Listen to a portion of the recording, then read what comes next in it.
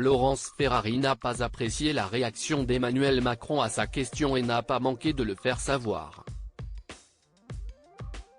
Ce mercredi 17 janvier, la journaliste était l'invitée de Pascal Praud sur son plateau d'Europe 1 pour donner son analyse et son ressenti après qu'elle ait assisté à la conférence de presse donnée par le président de la République la veille.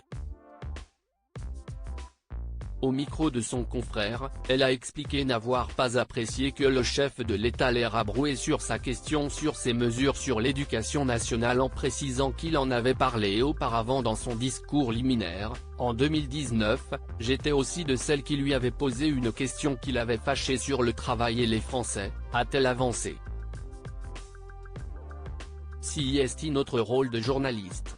On n'est pas là pour être servile, on n'est pas là pour écouter, benoîtement pendant 2h30, les yaka, Faucon a-t-elle ajouté. Se sentant dans son rôle, ni plus ni moins, la journaliste a alors reproché au président de ne pas accepter les divergences, qu'il ne supporte pas la contradiction, si est son problème, si est pas le mien. Je trouve qu'il faut que le président supporte la contradiction, qu'il se frotte peut-être à d'autres cerveaux que le sien, a ajouté à son propos la compagne du célèbre violoniste Renaud Capuçon. Une remarque qui pourrait s'entendre mais qui oublie les reproches faits, de façon légère et avec le sourire, par Emmanuel Macron à la journaliste, celui d'avoir plus détaillé sa vision d'un problème plutôt que d'avoir vraiment posé une question, mais aussi de ne pas avoir pris en compte tout ce qu'il a pu détailler dans sa prise de parole précédant la séance de questions-réponses avec les journalistes. Laurence Ferrari, son évolution physique. Emmanuel Macron, conscient d'être trop prolixe.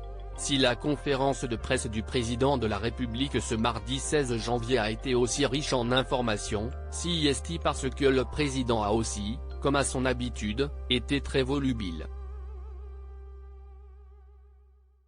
Un défaut sur lequel il a pourtant été averti juste avant les prises de parole des journalistes par l'association de la presse présidentielle qui a demandé, aux journalistes comme au chef de l'État, d'être concis dans leur prise de parole.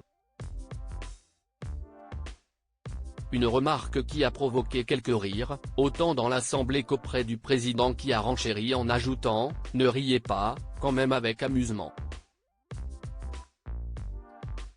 Le signe qu'Emmanuel Macron est tout de même conscient de certains des défauts qui lui sont parfois reprochés. Crédit photo, capture écran Europe 1.